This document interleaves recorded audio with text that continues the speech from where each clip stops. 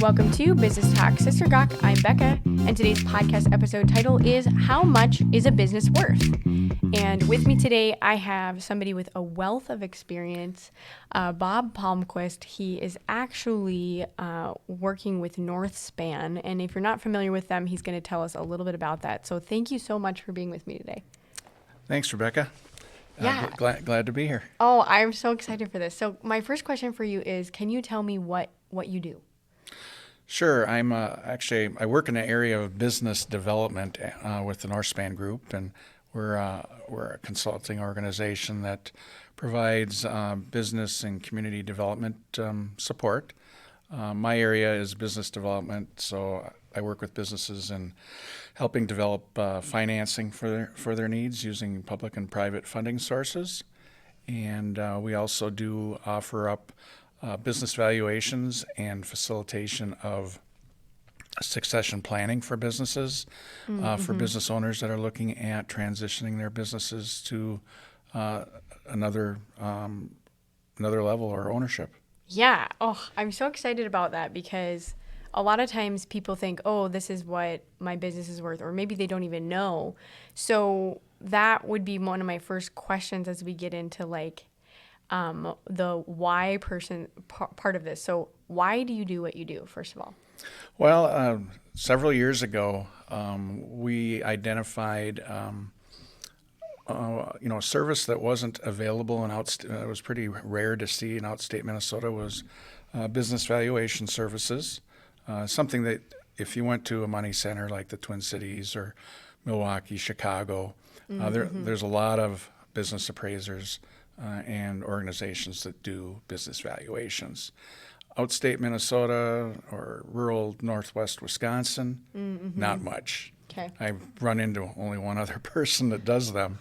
Okay. And so we also knew that the demographics of the business owners in our marketplace were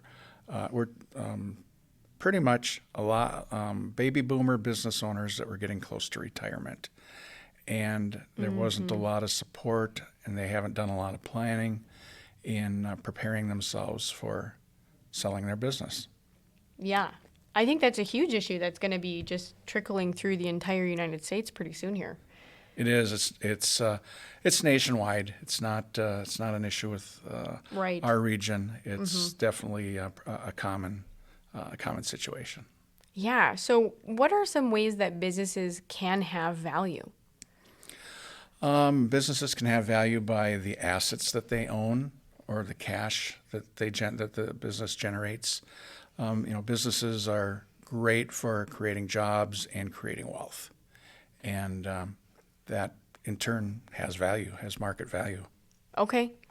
Yeah. So I do really want to get into defining the worth for business. There seems to be two ways to look at worth: tangible and intangible. So how do those two things factor into how much a business can be worth monetarily when it's sold? Good question. Certainly using the term tangible and intangible also comes into play when you're dealing with lenders and what they feel is the value of a business as well. But tangible value is, what are the hard assets of the business worth? The fixed assets like equipment and real estate, things such as inventory, maybe the cash position that a business has. The intangible value is the value of that business over the tangible values of the business, and a lot of times it's referred to as blue sky or goodwill. Okay. And is that kind of more like an example of that would be the reputation they have within the community, that kind of stuff? Or reputation is part of it. Okay. A lot of situations that I run into is that we've got when we look at businesses and what is that value of business, it's based on the profitability, the cash flow that the business generates, the return on investment that it provides to the owner. Many times the value of that exceeds the value of the hard assets of the business. Okay. But reputation is a good thing from a marketability perspective and future growth perspective of a business, and that's all a positive in enhancing the value of a business. Okay. Yeah. So is the value of a business different for the person who's purchasing it than it is to, say, a bank? It is from the perspective of, I think that a bank and a buyer can agree that a business is worth a certain amount. The issue comes into play that if the value of the business is above and beyond the hard asset value, then the bank has to deal with a shortage of collateral in financing the purchase. Right. So it's like, what if this goes bad, we can't get back anything. Right. And we get involved in a lot. I mean, we see a lot of transactions where businesses are being sold and being financed by banks that have a lack of collateral. But they'll use a program like the SBA Loan Guarantee Program to use that as to mitigate the risk of collateral shortfall. Yeah, okay. Well, that's really good to know. And I just want to reiterate what I think you do so I'm on the same page. So you normally, when people come to Northspan and they're getting like an independent evaluation, it's because the bank sometimes wants there to be an independent party, making sure that the numbers that they have are not made up. You've audited it well and say, yep, this is actually true. That would be one of the purposes of a business valuation, is that the bank wants to know what is the market value of this business, and we provide business valuations for a number of other reasons as well. Well, we're going to get into that in the next episode, because if you didn't know, Bob is going to be with me for another episode after this called What is a Business Valuation? And so if you want to know more about that, we're going to get into it.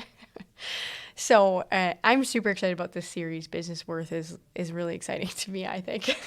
There's lots of things I don't know yet. So how does a person go about making sure their business is growing in value? Well, one of the things is having a mindset that you are operating a business with hopefully a positive cash flow.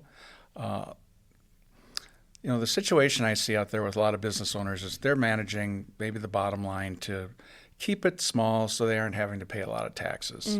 Okay.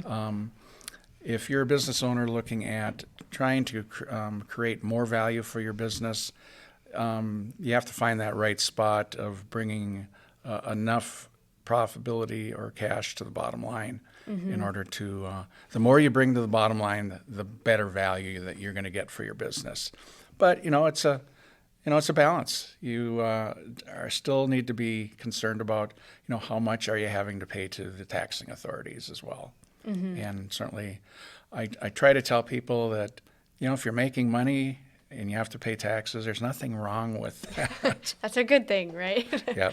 Yeah. Do you have any kind of like general rules or like ratios that you always try to tell people, like, generally I would try to shoot for this and then this in profit or something like that? It's I have not. Oh, okay. I do know that ratios and multiples are different for every type of business and industry out there. So it's hard to use just a cut and dried multiple. And I try to get people not to think about rules of thumb. What's my business worth? X times, so much times sales, so much times cash flow, because it doesn't reward a business owner that's doing a really good job, or it's not punishing a business owner that isn't managing their business as well. The value should reflect how well they're doing in bringing cash flow, generating cash flow, and creating a net profit for them. Yeah. So when is it important for a business to have value that can be actually translated into like a monetary worth? Is it just when you're getting ready to sell, or are there other areas that it's important? No, I think you don't want to wait until you're getting ready to sell.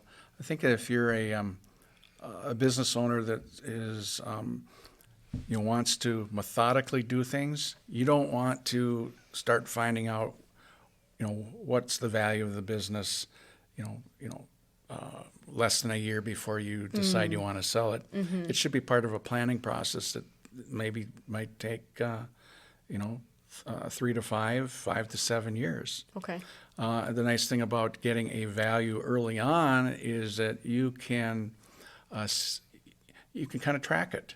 You can see how you can impact it with changes in your operation.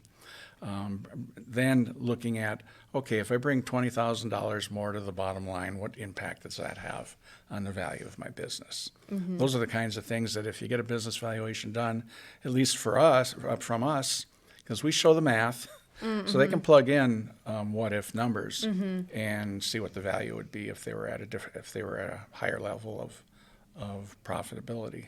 So note to self, plan early. That is correct. Like years early. Yeah, it sounds like, oh my gosh, how far in advance do I have to plan? But at least you know where you're at. It is a good thing to know what the value of your business is. And maybe something that you're going to need to know before you start planning to sell your business as well. Yeah. So my next question with that is, when you're looking to determine the value, what's the first thing you recommend people look at? Well, value, there's, I think the two keys are, is your business profitable? Now, when I say profitability, you have to add things back like depreciation, amortization, interest you might be paying on debt that you currently have. So it really would be what we call EBITDA, or Okay. Basic cash flow of the business. You might not have a profit one year, but maybe you depreciated some equipment heavily. There's nothing wrong with that. You're adding the depreciation back, and you've got cash flow. But good cash flow is something that we look at. The other thing is, what has been the growth rate of your business? Are the revenues each year growing? And I like to look at over 3 or 5 years to see what that growth pattern is. Okay. If you have a continued growth pattern, your industry has a good outlook for growth within the industry. Those are all that's a factor in determining the value of your business as well. Yeah. And this is, I didn't write this down, but this is a sub question I have with that. Do you ever look at like legislation and how that could affect the future growth of a business industry? There are some social service types of businesses that have business models that rely on government reimbursement, or their revenue is derived directly from government. Okay, so yeah, no, that's really interesting. Good information to keep in mind. So when someone looks to understand how much their business is worth, what are common mistakes that you see people make? Well, I touched base on it a little bit ago, and that was relying on reading something and saying, oh, my business is worth X number of, so much times sales revenues, or so much times sales revenues, and maybe plus inventory. Those rules of thumbs out there are, they might work and give some initial sense in a particular industry, but they're not. They don't transfer well from one type of industry to the next. Right. So Okay. it's not. I try to get people not to think about rules of thumb. We can look up the data for their industry and find out. We have the data available to us that we pay for, and we can come up with some specific information for their business. So I would say keep them away from that. They have to be open-minded about what the business is worth too. I do deal with a lot of business owners that, and it works both ways, but I would say more on the side of a lot of them feel their business is worth more than what the valuation comes out at. Oh, okay. And but then I've had some that, just not as many, but that are pleasantly surprised, and they go, oh, wow, I didn't know my business was worth that much. Yeah. Mm-hmm. Yeah. And I think there's a lot of people that think maybe in that camp of I didn't know my business was worth that much are also typically the people that are like, when I'm done, I'm just going to retire and shut it down. Yeah, and that's you asked earlier on, why did we get into this? And for us, when we work in the area of business and economic development, we call that an economic development problem. We don't want to see businesses just decide to liquidate and shut down, because the jobs go away along with that wealth generation entity, that business. Right. Yeah. Yeah. And so I think I asked a little bit about the legislation piece, but are there any economic factors outside of the business that play a role in determining how much the worth is? Yeah, and I've actually had a couple businesses that were in an industry that was actually in decline. Okay. And the long-term growth rate that we have to use in developing capitalization rates, which is something we apply to businesses' cash flow, does impact the value of their business. If they're experiencing a decline in revenues, if their industry is on decline, the value is going to be negatively impacted. Usually, we'll have the discussion of how to diversify their Right. I was just their business thinking or that, product like, line. Yeah. oh man, you really have to start thinking about what that diversification looks like Right. to retain value, to Right. make sure there's an area for future growth. Yep. Wow, you do a lot of things with that. You got to be nimble with what the situation is, because every situation is different. Yeah. Yeah. No, that's really interesting. Every business is unique, and every business owner is unique. The smile you have with that about every business owner being unique. I can tell that there's a lot there. So tell me a little bit about like trade secrets and intellectual property. Do those play a role in business value? And is it hard to put a number on those things? For the work that we do, it is hard to put a number on it, but it does come into play in the value of a business, because it's certainly tied to the product or the service that they're providing, and it talks to maybe the attractiveness of that product or service, and again goes back to growth. Okay. Yeah. And how about employees? Is like the talent within the business change anything when you're looking at? Again, I feel that the employees and the talent that's there has to do with maybe a couple different things. Number one, who is this business owner wanting to sell their business to? Is it going to be their inside sale to employees? So that's a big positive, because they already know the business. They, in a lot of cases, are the reason why the business does well. And again, when I do business valuations, it's important too, because the employees are sometimes the reason why the business owner's business does as well as it does. Right. Right. Yeah.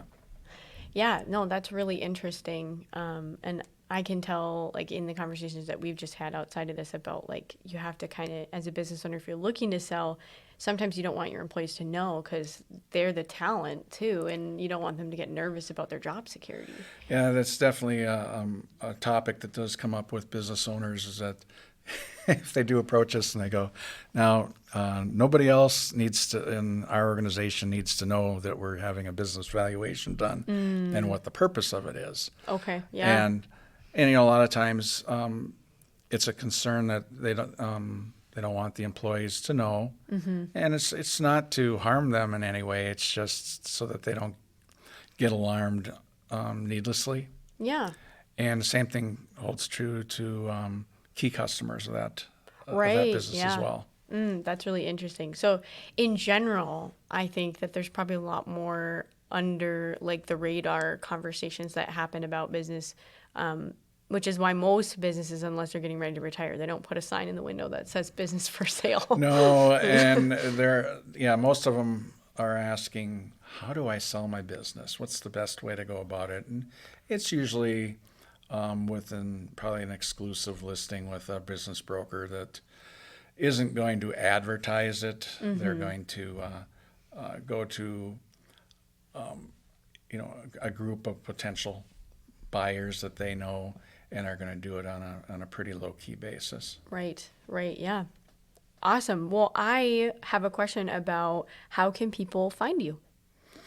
Well, the best way, because as far as I'm not sure who hears this and where they're from, but people could go to the Northspan website, and my phone number and email are listed there. Okay, and that's northspan.org? Yes, it is. Okay, awesome. Well, thank you for being with me today. I really want to go into the gawk portion of this episode, and I know that you kind of briefly glossed over this, but you have been in this industry for a long time. Yeah, I don't know. It's hitting me that I've worked for as long as I have. In fact, I'm thinking 4 years ago when we had some changes in the Northspan organization, I got a promotion. We had a new president come on board, and it was listed in the paper that I spent X number of years in banking and so many years, and I've been at Northspan for a long time, over 30 years. Yeah, that's incredible. And I had somebody that I knew pretty well that cornered me one day and said, "How old are you?" Did you did you start when you were 10 years old? Yeah. And they just, I don't know. I did add it up. It's, worked for over 40 years. So. Wow, yeah. And did you mention to me you started working when you were 16? Well, yeah, but not, even if that was at a restaurant, and if you include the fact that I used to caddy at a golf course. You've been doing a lot of stuff. I've worked since I was 14. Oh, wow. Okay. Yeah. But that's amazing to see, like, just how much experience you have. And now you're in this process of sharing all of your information with the next generation, right? I am. My role at work right now, and it's been part of a succession process in our organization, is it's mentoring and knowledge transfer, and it's really different for me because I don't feel like I'm old enough to retire or think about retirement, but I guess I'm there. Well, and that's why I was so excited. I was like, and I'm around for it's not like I'm retiring tomorrow, but the light's at the end of the tunnel. Yeah, no, and I was like, I got to get this podcast interview scheduled because I want to absorb all of that knowledge. So thank you so much for being with me today. Oh, you're welcome. My pleasure. I have really enjoyed it. And if you are listening to this, you should tune in next week because Bob Palmquist is going to be back with me to talk about what is a business evaluation. And I'll see you next week.